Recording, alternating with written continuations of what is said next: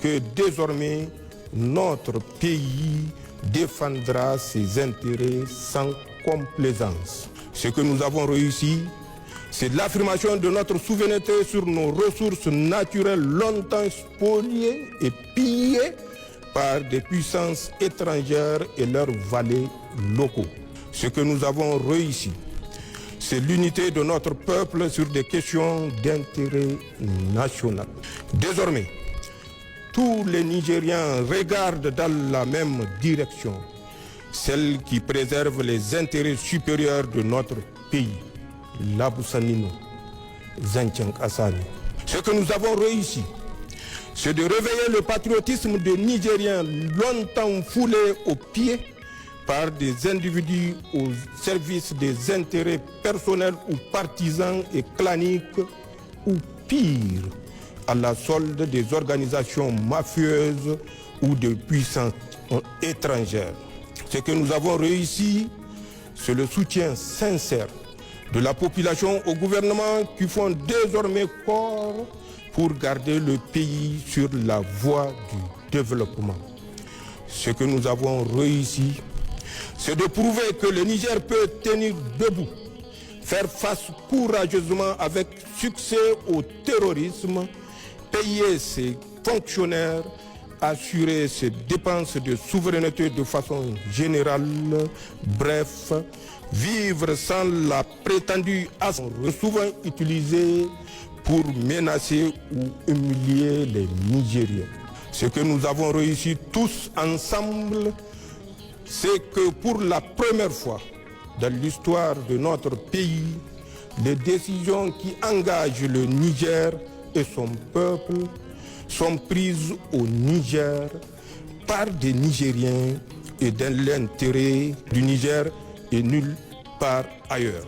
C'est d'ailleurs ce qui nous a permis, en toute responsabilité et malgré le contexte difficile que nous connaissons, de prendre des mesures sociales à la fois symboliques et fortes que sont, entre autres, la baisse du prix à la pompe des hydrocarbures, la diminution des coûts de certains actes médicaux et chirurgicaux et la baisse des prix du ciment.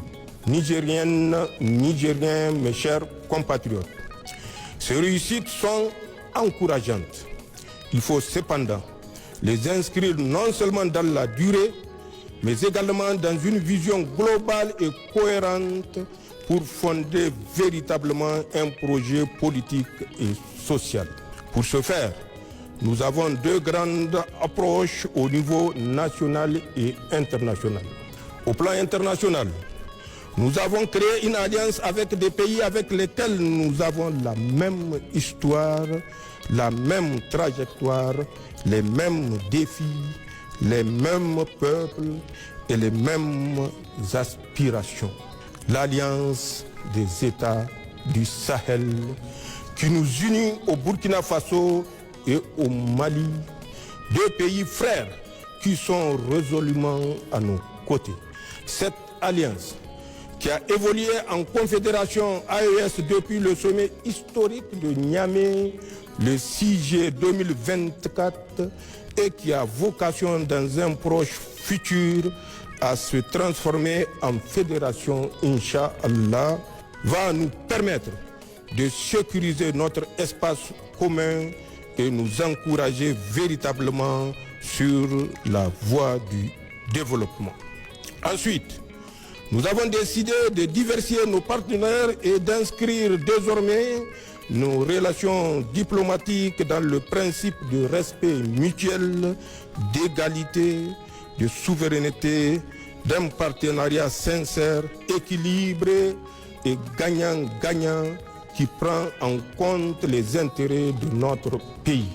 C'est certainement le lieu de remercier, au nom du peuple nigérien, des pays amis et frères qui ont fait preuve de compréhension et d'amitié sincère avec le Niger en ce moment difficile que nous vivons. Sans les citer, ils se reconnaîtront tous et savent qu'ils peuvent aussi compter sur le Niger. Au niveau national, j'ai défini un cadre stratégique de gouvernance pour la transition intitulé pour le Niger, Labussanino Zanchan Assani, qui se décline en 4 axes.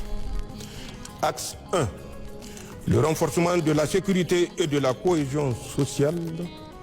Axe 2, la promotion de la bonne gouvernance.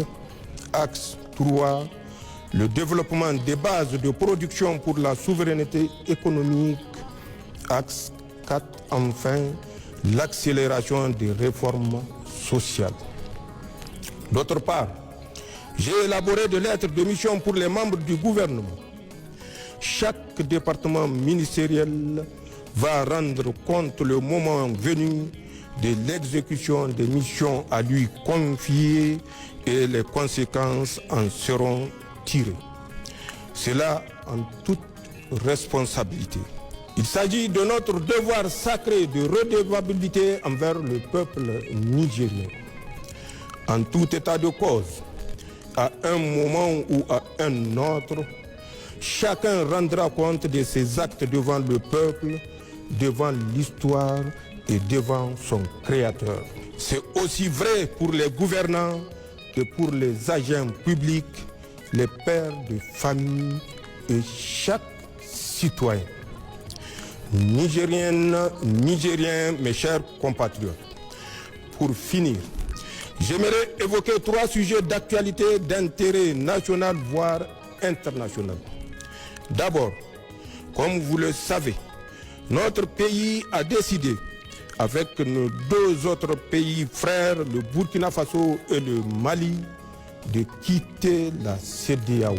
Il s'agit d'une décision irréversible car longuement et mûrement réfléchie. Elle s'inscrit dans la démarche de reconquête de notre souveraineté pleine et entière, condition indispensable à notre sécurité et à notre développement dans le cadre de l'Alliance des États du Sahel.